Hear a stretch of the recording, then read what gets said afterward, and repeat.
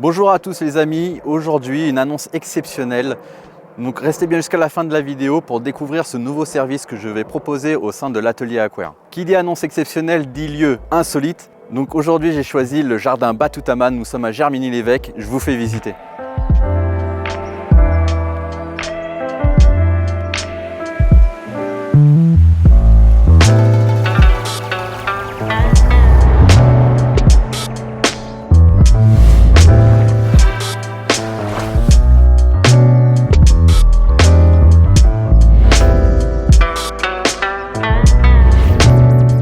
C'est dans ce lieu insolite que je vais vous proposer une immersion dans la coutellerie japonaise.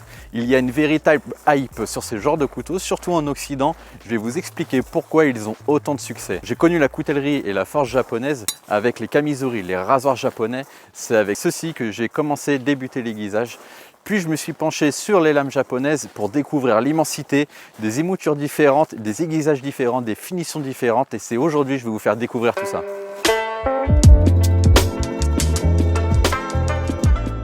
En coutellerie japonaise, il passe énormément de temps sur la fabrication de l'émouture, c'est-à-dire la partie du couteau qui emmène jusqu'au tranchant, c'est-à-dire du dos jusqu'au dessus du tranchant. Au Japon, chaque couteau a été conçu pour une coupe spécifique, que ce soit même sur des rasoirs ou sur des couteaux à poisson, ils ont tous une émouture différente, ce qui va faciliter le tranchant sur n'importe quel aliment ou condiment. C'est-à-dire que la facilité de coupe s'en ressent grandement uniquement grâce à la forme, à la géométrie de la lame. Il faut savoir qu'un couteau, c'est juste un acier, une émouture et un traitement thermique. C'est un compromis de tout ça qui va permettre une coupe exceptionnelle. En plus de ça, les Japonais ont rajouté la forme de l'émouture qui est spécifique à tel aliment. C'est par exemple sur ce genre de couteau comme des Yanagiba. Celui-ci est un couteau que je vais restaurer. Ce sont des couteaux qui sont prévus pour les coupes de saumon, de sashimi. C'est-à-dire que la forme est prévue pour que l'aliment ne soit pas déchiqueté et qu'il y ait une bonne pénétration dans l'aliment, qu'on n'ait pas trop besoin de mouvements de cisaille pour pouvoir couper. Ce qui m'impressionnera toujours sur ce genre de lame, c'est que vraiment la grande partie du travail réside uniquement sur la lame. Au Japon, par exemple, les manches sont considérées comme du consommable, c'est-à-dire qu'il arrive très régulièrement de les changer.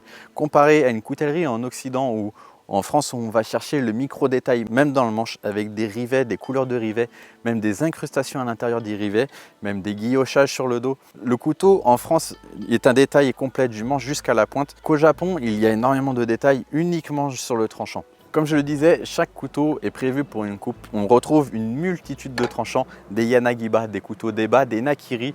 Il y en a des tonnes, mais aujourd'hui, on n'est pas là pour parler des types de lames. On va s'occuper et faire un focus uniquement sur les finitions des lames. C'est-à-dire qu'au Japon, il y a des finitions traditionnelles très différentes des nôtres. La coutellerie japonaise est réputée pour son asymétrie au niveau des émoutures, mais ils ont aussi des asymétries au niveau des finitions. C'est-à-dire que nous allons pouvoir retrouver des finitions différentes sur le dos de la lame ou sur la face. On peut avoir un effet brossé sur le dos, un effet polymiroir sur l'avant. C'est ce qui fait la particularité des lames japonaises. C'est très compliqué de réussir à trouver le couteau avec exactement les finitions que l'on souhaite. C'est pour ça qu'il existe des polisseurs. Il y en a énormément au Japon qui sont des polisseurs de lames, que ce soit pour les katanas ou les couteaux, qui s'occupent uniquement des finitions. C'est-à-dire que le forgeron va faire le couteau, puis il va le passer à un polisseur qui va finir la lame. On peut retrouver des tonnes de finitions. Traditionnellement, on retrouve des finitions kurushi, ce qui fait un peu l'effet brut de forge. Noir, on peut retrouver un effet kazumi, c'est-à-dire une brume. Ces finitions-là sont faites avec des fingerstones, c'est-à-dire des pierres japonaises que l'on va utiliser sur le bout du doigt pour polir les lames. Il y aura autant de finitions qu'il y a de pierres japonaises. On peut même mélanger les grains différents pour obtenir des brumes, des finitions différentes. Les finitions sur les lames japonaises s'usent aussi également avec les nettoyages, les rayures. Il faut les refaire régulièrement, pas souvent mais régulièrement, et c'est pour ça qu'il faut les confier à quelqu'un qui connaît ce domaine, qui a déjà travaillé sur des lames.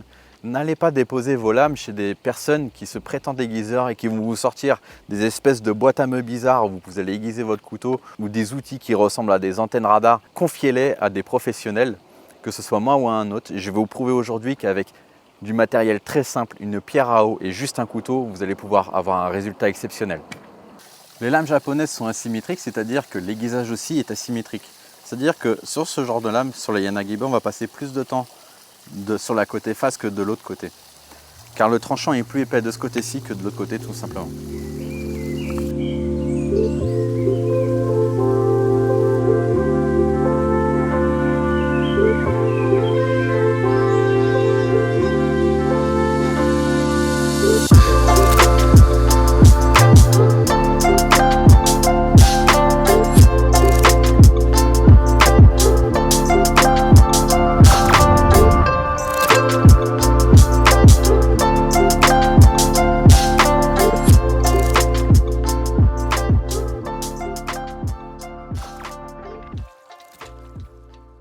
Nous voilà au moment de l'annonce, je peux vous proposer aujourd'hui des restaurations complètes sur vos couteaux japonais, des importations de lames à restaurer pour casser les prix et vous offrir la finition que vous souhaitez sur vos couteaux, les manches que vous voulez un couteau neuf avec une finition particulière, on trouve le couteau neuf, on change la finition, vous pouvez acquérir le couteau de vos rêves avec la finition de vos rêves à prix réduit grâce au partenariat que j'ai pour importer des couteaux à restaurer du Japon. Vous aurez des couteaux forgés directement de là-bas avec la finition que vous désirez dessus.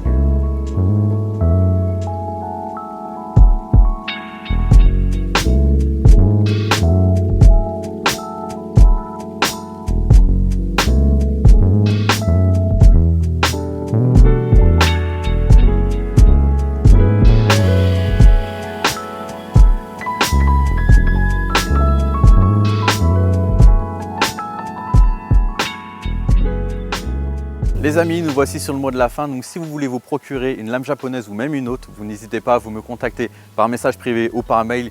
On trouve la meilleure lame pour vous, on fait la finition de vos rêves dessus. Et j'espère que la vidéo vous a plu. N'hésitez pas à liker, à commenter. C'est la meilleure façon de me soutenir si vous ne pouvez pas vous payer des lames ou une restauration. Ça m'aide énormément. Abonnez-vous, mettez la cloche pour avoir toutes les nouvelles vidéos. On a mis énormément de moyens pour vous faire une super vidéo avec de la passion. Et j'ai encore beaucoup de lames à aiguiser sur terre. Ciao!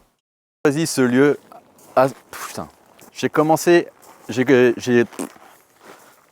dur, hein, ouais. Et ce qui m'impressionnera toujours, putain. Je me casse avec.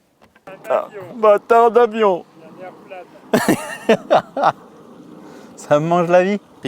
On va retrouver. Oh, j'ai oublié le nom. Polir la lame avec le. Ça me rend ouf, hein. Un avion toutes les 2 minutes. Là, il y a Jean-Michel qui est écrit en japonais. Jean-Michel, je t'aime. Et il m'a sucé le doigt, le truc. Il fait des bulles incroyables. C'est ridicule. Il n'y a aucune bulle. Tu te démerderas à couper, hein, je te le dis.